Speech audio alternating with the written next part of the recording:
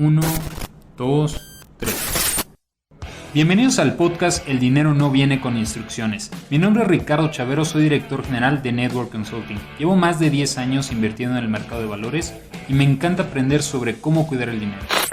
Y yo soy Brenda Gómez, soy asesora financiera. He ayudado a más de 1000 personas a mejorar y sanar sus finanzas. También disfruto mucho de aprender sobre el dinero. Síganos en nuestras redes sociales, Network MX, o búscanos en Google como asesorfinanciero.com.mx.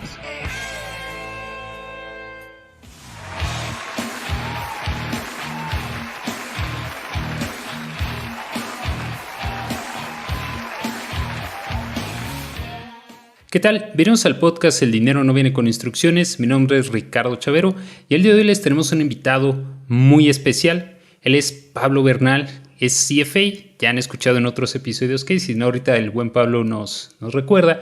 Él es director de desarrollo de negocios de Wealth Management para América Latina, con sede en la Ciudad de México. Está a cargo de dirigir la relación de Vanguard con los administradores de activos, bancas privadas, asesores en inversiones de la región, y antes de unirse a Vanguard en el 2017, Pablo se desempeñó por más de 5 años como administrador de portafolios en Sherpa Capital, donde manejó estrategias de inversión locales y globales para clientes privados e institucionales.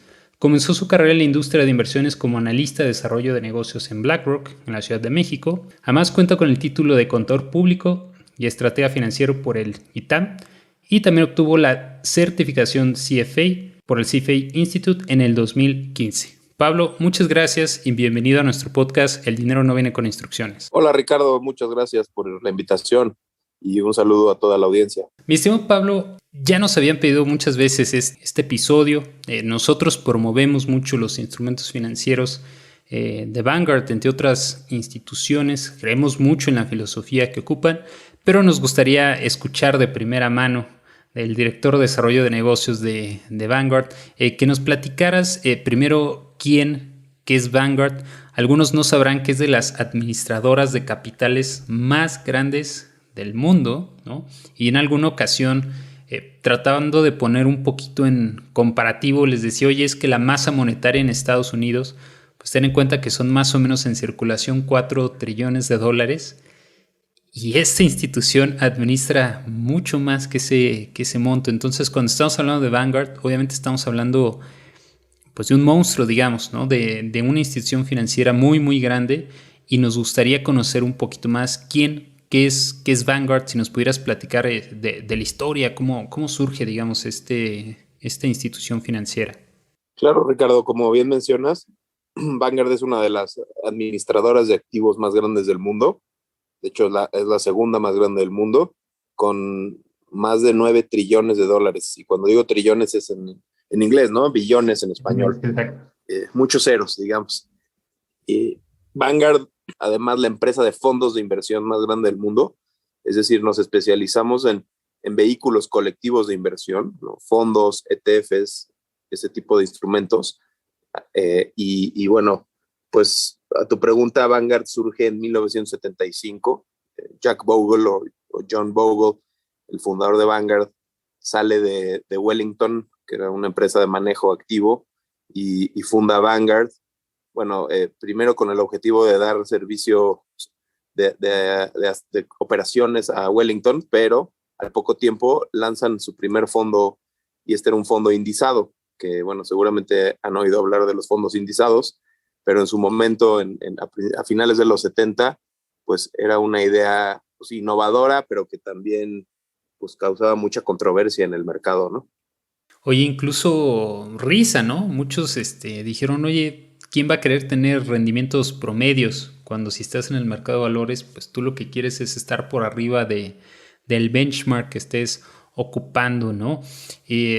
Que ya en algún momento habíamos hablado de esto. Platica un poquito más, Pablo, ¿por qué consideras que ya nos dijiste que son de las administradoras más grandes de fondos de inversión? Cuando escuchamos un fondo de inversión, como que lo primero que nos imaginamos es, ok, es para un colectivo de personas. Y a mí me suena mucho y me rima mucho con el tema de democratización de las finanzas, ¿no? Al principio, el lanzar este instrumento que fue innovador y a algunos hasta pues, les causó risa y hoy seguramente no tanta, ¿Por qué este tema de democratizar? ¿Cuál crees que haya sido en ese momento o ahora, desde el punto de vista de Vanguard, el decir, bueno, es que todo el mundo puede tener acceso a inversiones, a instrumentos a bajo costo, que también lo hablaremos más adelante? ¿Por qué surge, digamos, esta idea? ¿Cuál fue, digamos, el objetivo de decir, bueno, es que pues todos pueden entrar al mercado, no solo unos pocos, ¿no?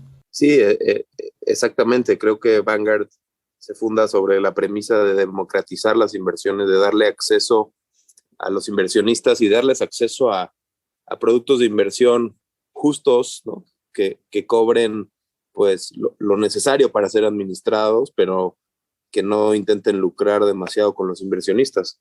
De hecho, Vanguard, un poco por lo mismo, se fundó como una empresa mutual, una empresa que es propiedad de los propios fondos y ETFs que gestiona, ¿no? Es decir, los clientes últimamente son los dueños de la compañía. Tú al invertir en un fondo de Vanguard, últimamente tienes la propiedad de la compañía también, ¿no? Es decir, que no hay socios, accionistas externos que busquen obtener utilidades, ¿no? Digamos, lucrar con la administración de estas inversiones, y creo que eso fue un concepto muy revolucionario. De hecho, a la fecha somos el único asset manager que está constituido de esta manera, un asset manager mutual, y pues lo que hace esto es alinear los intereses completamente con nuestros inversionistas, que también son pues nuestros socios, y nos permite también operar a costo, es decir, no tenemos, como ya mencionaba, que generar utilidades, y eso nos permite a su vez cobrar pues lo menos posible, ¿no? a los clientes por administrar estos fondos. Te pongo un ejemplo con datos. Nuestra comisión promedio de todos nuestros productos ponderada es de cerca de 9 puntos base o 0.09%, ¿no? Es decir, menos de una décima de 1%. Mientras que el costo promedio de los fondos y ETFs en Estados Unidos se acerca más a los 55 o 60 puntos base. Es decir, es 6 veces más grande, ¿no? el costo promedio allá afuera. ¿Y por qué es tan importante el costo? Pues un poco porque a mayor costo, todo lo demás constante, el retorno será menor, ¿de acuerdo? Entonces, pues, además es lo único que podemos controlar, o de las pocas cosas que podemos controlar al entrar a una inversión, ¿no? ¿De qué tenemos certeza? Pues de que nos van a cobrar X o Y porcentaje. Eso es muy importante. El tema de la indexación, ¿no? El tema de lanzar fondos indizados, el único que buscan es darle al inversionista el retorno promedio del mercado, ¿no? Porque, como sabemos, un índice es una muestra representativa de un mercado. Por ejemplo, el Standard & Poor's 500 es un índice de las empresas, de las 500 empresas más grandes de Estados Unidos, ponderadas por su capitalización, ponderadas por su tamaño. En los 70 era muy común, bueno, y aún en día, las inversiones activas. Es decir, los administradores de portafolios de inversiones, incluso las personas, buscaban ganarle al mercado, ¿no? Tomando posiciones activas en alguna clase de activo. Por ejemplo, buscaban superar el rendimiento del Standard & Poor's 500 comprando algunas acciones, vendiendo algunas otras, ¿no? Para ser exitoso en el negocio activo, pues requieres de una infraestructura importante, ¿no? Y requieres de analistas, de sistemas, claro. Y eso es costoso, ¿de acuerdo? Entonces, los productos activos tienden a ser, y en esa época aún más, tendían a ser muy caros. Entonces, los inversionistas se llevaban, pues sí, a lo mejor podían aspirar a un retorno superior al del mercado, pero una vez que descontabas las comisiones que pagaban por la gestión de estas inversiones, pues obtenían retornos inferiores al promedio del mercado. Y aún en día sucede en ocasiones esto, ¿no? Sabemos, no es ningún secreto que particularmente en la actualidad, ser exitoso con inversiones activas es complicado. Hay mucha gente, muchos profesionales, firmas en todo el mundo gestionando dinero y buscando generar alfa, generar retornos por encima de los índices de mercado, y pues es cada vez más difícil. Así que si encima de eso le agregas que cobran, pues mencionaba que Vanguard cobra 0.09% en promedio, pues hay inversiones activas que cobran 1%, 1,5% o incluso más, ¿no? Pues el retorno ya no es tan atractivo, ¿no? Y es por eso que muchos inversionistas prefieren pues, oye, yo prefiero tener el retorno promedio del mercado eh, con costos muy, muy bajos, ¿no? Es decir, costos que prácticamente no afectan a tu rendimiento y puedes en efecto obtener el retorno promedio del mercado. Oye, Pablo, hace ratito mencionabas fondos indizados o indexados y también conocemos los famosos ETFs, que muchas veces la confusión es cuando dicen, oye, Ricardo, ¿cuáles son los fondos cotizados? ¿No? Les digo, bueno, nada más que es la traducción del ETF al español, ¿no? Pero digamos, son dos, por así decirlo. Hay otros tantos, pero ahorita vamos a simplificarlo. Ya hay fondos indizados y hay fondos cotizados o diagonal ETFs. ¿Cuál es la diferencia? Porque Vanguard ocupa de los dos. Digamos, oye, si tengo que elegir entre comprar el fondo indizado que replica el Standard Poor's 500 o el BOO, que es el ETF que replica el Standard Poor's 500, ¿cuál es esa diferencia para los que nos escuchan? Sí, es una muy buena pregunta. Mira, conceptualmente son un poco lo mismo, ¿no? Son muy similares. Al final, los dos son vehículos colectivos de inversión. La gran diferencia es que los ETFs, como ya lo decías, y como lo sugiere su nombre en inglés, Exchange Traded Funds, son fondos que cotizan en el mercado, ¿no? ¿Qué quiere decir? Que están listados en las bolsas y que tienen características similares a las de las acciones. ¿Qué quiere decir eso? Que se pueden comprar y vender a lo largo del día, ¿no? Que cotizan en un mercado estandarizado y transparente, donde todos los inversionistas pueden ver a qué precios están intercambiando los títulos de un ETF. Mientras que los fondos de inversión se compran de manera directa con un distribuidor de los fondos o con la operadora, incluso la administradora de los fondos. En Estados Unidos, por ejemplo, Vanguard sí tiene un canal de retail, es decir, tú como persona física, como individuo, puedes abrir una cuenta con Vanguard y directamente comprar los productos, en particular los fondos de inversión, ¿no? En cambio, con los ETFs no es necesario que tengas una cuenta en Vanguard. Tú puedes, a través de cualquier casa de bolsa ¿no? que tenga últimamente acceso al mercado. En México, por ejemplo, existe el SIC, el Sistema Internacional de Cotizaciones, donde están listados todos estos ETFs o una buena parte de ellos y se pueden comprar y vender como si fuera una acción. Cualquier persona, hoy existen alternativas de plataformas digitales que desde 100 pesos o 1000 pesos puedes empezar a operar y comprar y vender estos productos, ¿no? Esto hace que le darle acceso, ¿no? A todo el mundo a los mismos productos que antes, pues, no todos lo tenían, ¿no? Se requería de mínimos tal vez más altos, se requería de tener un contrato con un distribuidor de fondos específico para comprar el fondo. ¿Cuándo llega Vanguard a México? Porque muchas veces es como, de pronto un día alguien despertó y, mira, ya está ahí Vanguard, pero muchas veces les digo, no, lo que pasa es que Vanguard ya lleva unos años en México trabajando con instituciones. Vamos a decir, cuando digo hace relativamente poco en finanzas, ya ven que luego los financieros hablamos de tiempos muy largos y decimos que es hace relativamente poco. ¿Cuándo, digamos, es que abren esta puerta en Vanguard para el resto de los inversionistas? ¿Cuándo se hace, digamos, este cambio? Vanguard trabaja en México desde hace pues, más de 10 años. Sin embargo, fue hace 4 años, a finales del 2017, que abrimos una oficina ya local. Tenemos hoy una oficina de 25 personas. Sin embargo, hoy atendemos exclusivamente, o de manera directa al menos, a inversionistas institucionales, ¿no? A inversionistas como como operadoras de fondos de inversión, como asesores, como ustedes, ¿no? No tenemos hoy una ventanilla, digamos, de atención para las personas físicas. Sin embargo, lo que sí tenemos es nuestros ETFs, ¿no? Tenemos más de 100 ETFs listados en el SIC, en el Sistema Internacional de Cotizaciones. Esto hace que indirectamente a través de una casa de bolsa, cualquier persona pueda comprar y vender nuestros productos, ¿no? Y además de eso, te agregaría que hace 2 años ya listamos un producto también local, un producto domiciliado en México, porque los productos que están en el SIC están domiciliados o en Estados Unidos o en Irlanda, ¿no? Digamos, son ETFs internacionales. Este ETF que menciono, la clave de pizarra es VMEX o VMEX y está listado localmente e invierte en empresas mexicanas, ¿no?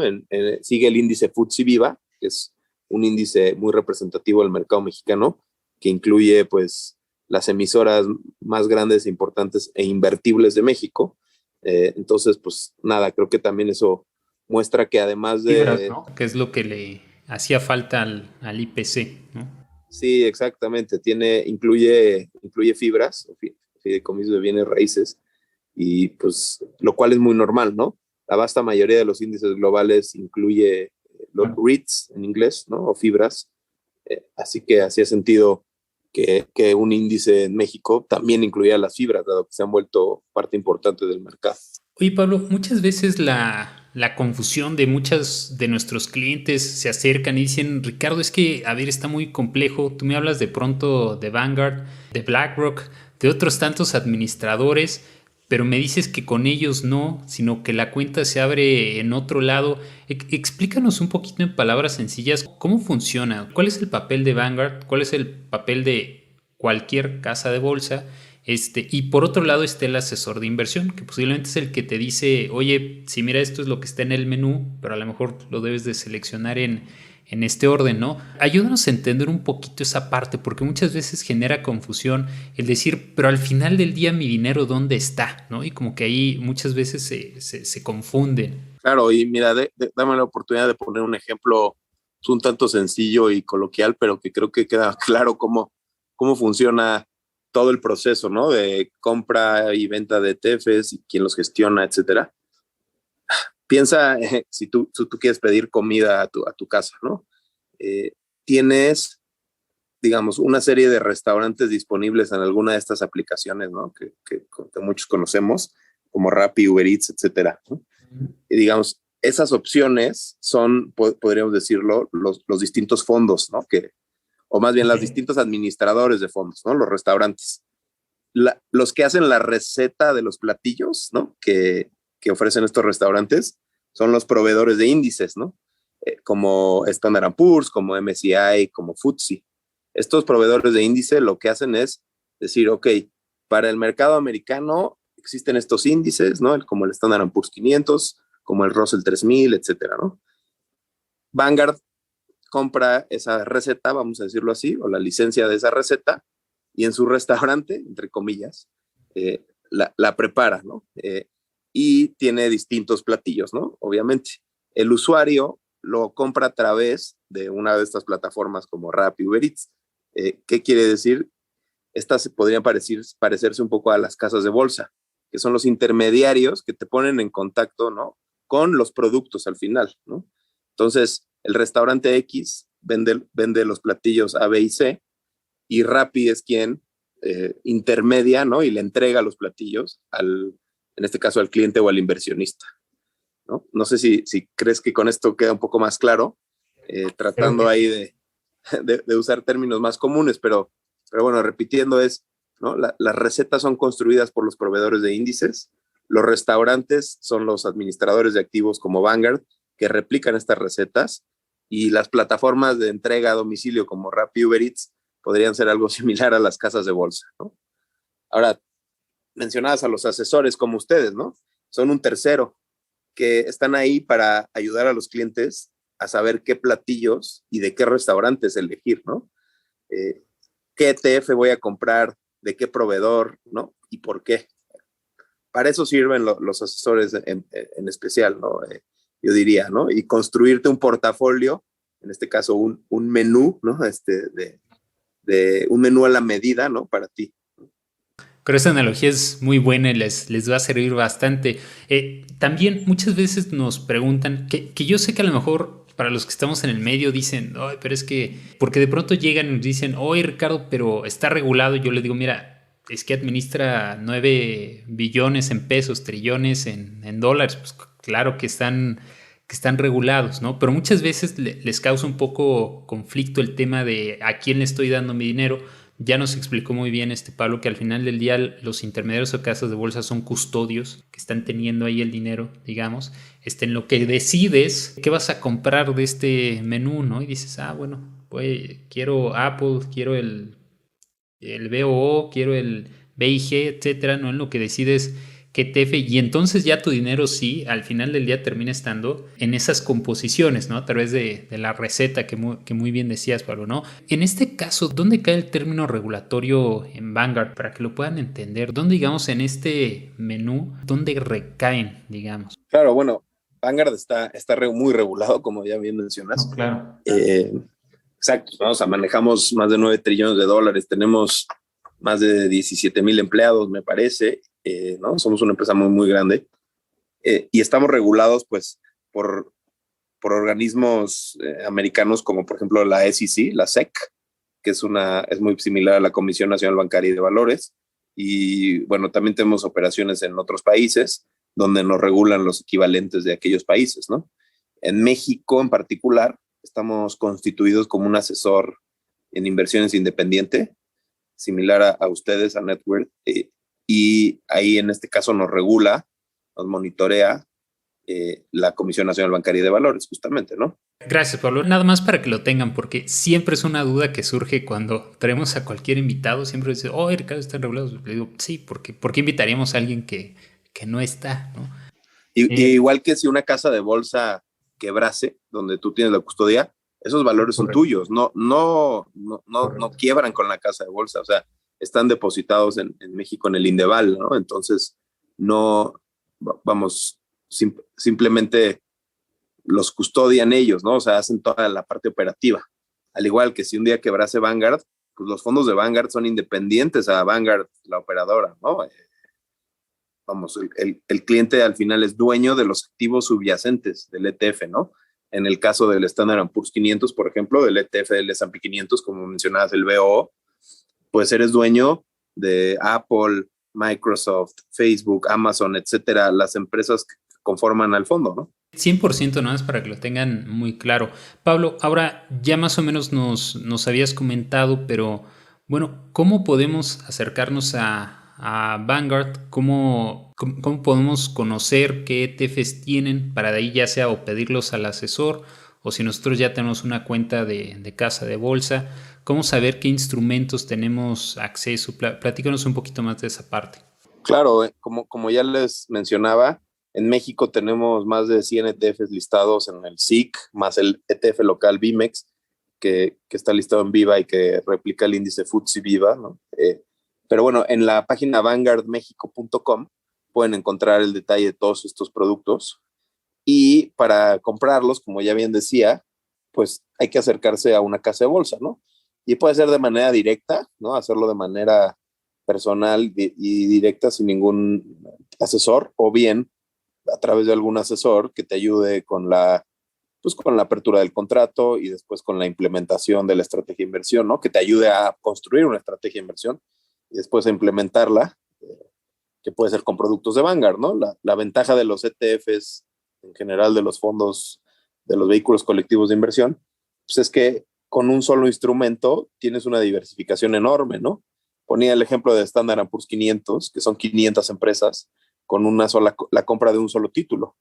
Pero tenemos otros ETFs, como por ejemplo el VT, que replica el índice FTSE All World, que es un índice de acciones de todo el mundo, de todos los países emergentes y desarrollados, y tiene más de 9,000 acciones adentro, ¿no? Es decir, comprando un solo instrumento que vale menos de $100, 90, $100, estás comprando realmente o efectivamente 9,000 empresas de todo el mundo, ¿no?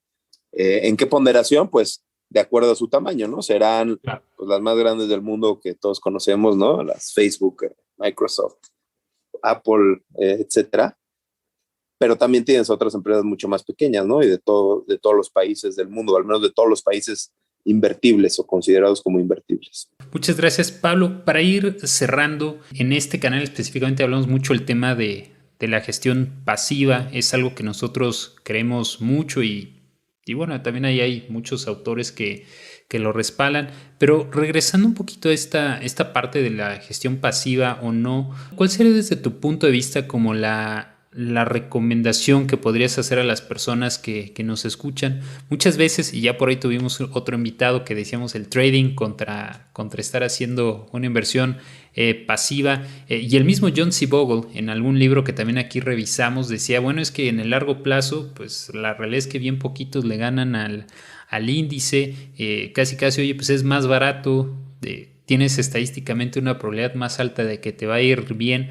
¿Cuál sería tu recomendación para la persona que por primera vez se está acercando al mercado de valores y está tratando de tomar esa decisión de en qué invertir, cómo invertir? Pues mira, lo primero que les diría es que el momento ideal para empezar a invertir fue ayer, ¿no? Pero como ayer ya pasó, el segundo mejor momento para empezar a invertir es hoy. Así que no se demoren. Y pues hoy, como ya decía, es muy fácil empezar a invertir. Hay muchas plataformas digitales, muchos asesores innovadores como ustedes, donde pues vamos, te facilita mucho invertir, y además invertir en acciones, bonos, en instrumentos de todo el mundo, ¿no? Esa es la maravilla. Lo otro que les diría es que tengan una visión de largo plazo, ¿no? Y cuando hablo de largo plazo me refiero a decenas de años, ¿no? No a un año o a 3, sino que inviertan pensando en que va para aquí a su retiro, por ejemplo, ¿no? Con esa mentalidad. Y eso lo que hace es pues, evitar que tengas, pues, que las emociones te ganen en momentos de alta volatilidad, en mercados bajistas, etcétera, ¿no? Y lo otro es que justo no se queden invertidos en el mercado, o sea, no intenten, como se dice en inglés, time the market, ¿no? O sea, o buscar el timing específico para entrar al mercado. Se trata más bien del tiempo que permanezcas en el mercado, ¿no? Y aquí hablo de, como dije ya, de décadas. Te voy a dar un dato interesante. Es un análisis que hicieron sobre el retorno del Standard & Poor's 500 entre 1996 y 2015. Es decir, 20 años de retornos del S&P 500.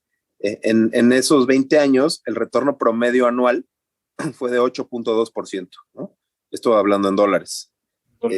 Si tú excluyes los 10 mejores días de esos 20 años, o sea, estamos hablando de que son, pues si son más o menos 230 días de trading al año, si no me equivoco, o incluso más, por 20 años son casi 5,000 días, ¿no? Si quitas los 10 mejores días, ese retorno promedio que te decía era 8.2% anual, baja a 4.5%. O sea, si estuviste los 10 mejores días, por mala suerte, el retorno se fue casi a la mitad, ¿no? Ahora, si excluiste los 30 mejores días, ¿no? 30 días de 5,000, ¿no? Tu retorno bajó de 8.2 a 0%. No tuviste ningún retorno en 20 años si te perdiste de los 30 mejores días. ¿Qué quiere decir esto? Que pues es muy difícil atinarle, ¿no? A cuáles son los días buenos, cuándo es el buen momento, cuándo es el buen mes, cuándo estoy entrando en la parte más baja del mercado. Es muy complicado, ¿no? Y hay muchos profesionales intentando hacerlo, así que la probabilidad de atinarle es muy baja. Así que es mejor, pues, invertir en algo constante, de largo plazo, ¿no? Sin estar intentando ser trader, ¿no? Como mencionabas en tu podcast anterior. Y bueno, una buena forma es contratando un buen asesor, ¿no? Que te pongan un buen portafolio y que te ayude de manera emocional incluso a permanecer ahí, ¿no? Pablo, para cerrar, si pudieras darle solamente un consejo, ya sea de finanzas personales, de inversiones o referente al dinero a nuestra audiencia, ¿qué consejo les darías? Si pudieras darles solo un consejo a las personas que nos escuchan. Pues creo que ya lo adelanté, ¿no? Un poco, que hay que invertir lo antes posible, empezar a invertir, y no importa si tienes poco dinero relativamente, o sea, hay opciones para todos. Entonces, ese es el call to action que les daría, ¿no? Empezar a invertir, fijarse mucho en los costos, ¿no? De las inversiones, porque hay veces que no lo pasamos de largo, no nos damos cuenta cuánto cobran realmente los productos y servicios, y tener una visión de muy largo plazo, sin que te haga ruido el mercado, ¿no? El bullicio del mercado. Fíjate que eso es un tema que muchos de nuestros clientes padecieron ahora que estuvieron en pandemia y como que tuvieron más tiempo para estar revisando el mercado. Antes nunca lo checaban y de pronto ya lo veían en todos lados. Les decía que es el efecto ahora estoy en el mercado, ¿no? Porque ahora todo lo relacionaban y nos llamaban, Ricardo, va a pasar esto, la inflación, crisis, etcétera. Y antes de eso como que ni se enteraban. Y les digo, es que para el que esté en el mercado ese es todos los días, ¿no? 10 años, 20 años, siempre es lo mismo, ¿no? Siempre hay incertidumbre, siempre hay, digamos, los mismos temas, pero creo que es muy importante el consejo que tú les das, Pablo, que es hay que estar en el mercado, evitar hacer el famoso market timing, que es tratar de atinarle cuando empezamos, y si en lugar das como invertir, ¿no? Empezar lo antes posible. Mi estimado Pablo, te agradecemos mucho. Vamos terminando.